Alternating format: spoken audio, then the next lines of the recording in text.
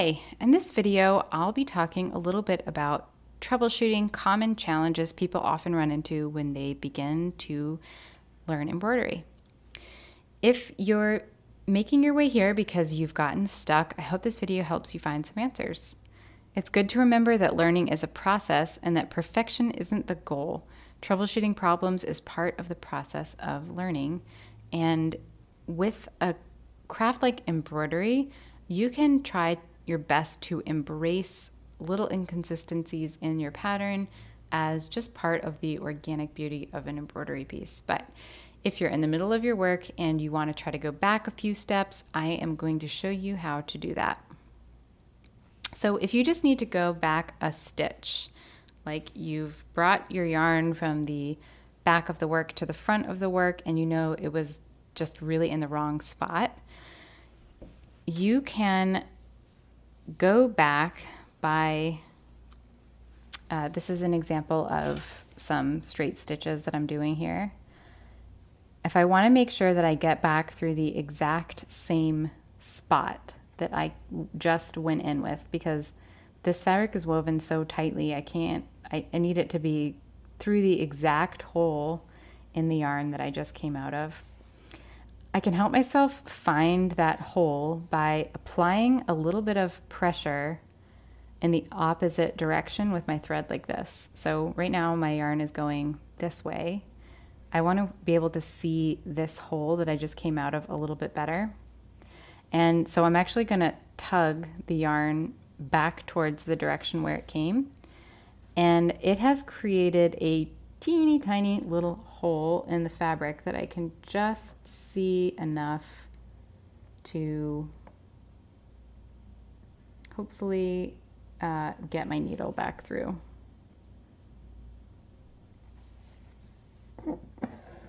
Putting it against some light will also help. So there you can see I've managed to get the yarn back out of the hole. And so then you might be saying, well, now there's a hole on my fabric.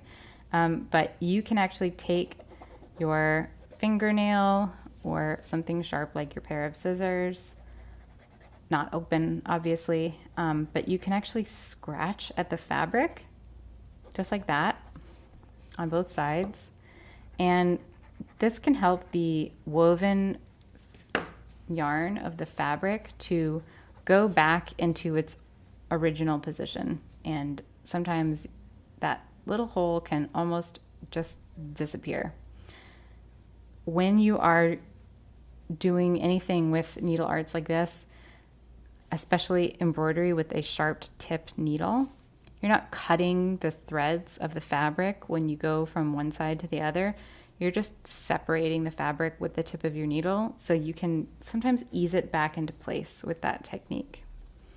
If you've found that your problem is a little bit further back than just a couple of stitches, you're probably going to need to grab a pair of scissors, sharp, small pointed scissors. This is why embroidery scissors have these teeny tiny little points to them.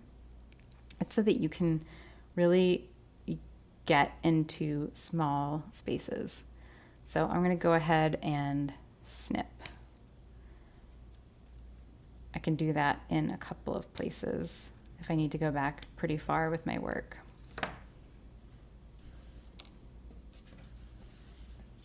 And then I'm going to come to the back and just start to remove that yarn. So now I have a whole line of holes and you can actually apply that same exact scratching technique to get rid of holes in a larger area. I can still faintly see where they were, but they're definitely not as big as they were before.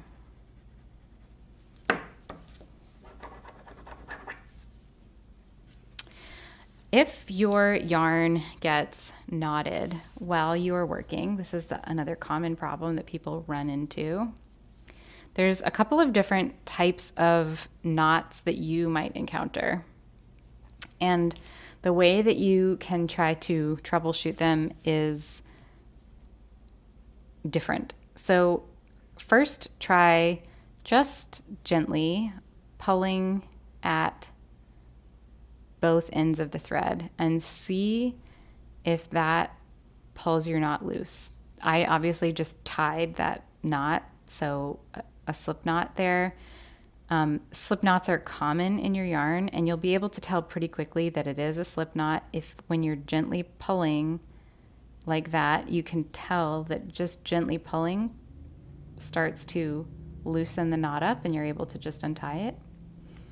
Sometimes when you have a pretty good sized knot in your yarn, when you start to pull it, all that will happen is that the knot actually just tightens up. And if your knot starts to tighten up, don't keep pulling because that will just make the knot harder and harder to get out. Take your needle and use the butt of your needle, not the tip, because an embroidery needle is pretty sharp. So if you try to untangle the knot with the tip of your needle, you might just end up splitting the yarn. So use the butt of your needle to try to gently get into the knot and loosen the knot itself, creating some space in the fibers of the knot to loosen the knot enough where you can actually start to add space to the knot. And then sometimes that will help to release a knot, as opposed to pulling it really tight and locking in whatever kind of weird knot the yarn is created. Adding space by using the butt of the needle can help to open a knot up to where it can untangle itself, or you can untangle it a little bit easier. So sometimes the only way out of a knot is, again, the scissors. You might have to cut your yarn, try to cut your yarn as far away from the fabric as possible so that you have enough, like if you get stuck on the top of your work, so that you have enough space to pull the yarn to the back and tie off wherever possible. Create your little overhand knot like that. Use the end of your needle to bring that to the back of the work. Oh, just one knot should probably be sufficient because it's pretty tight weave. So those are how to kind of back your way out of the most common problems that you might run into while learning to embroider.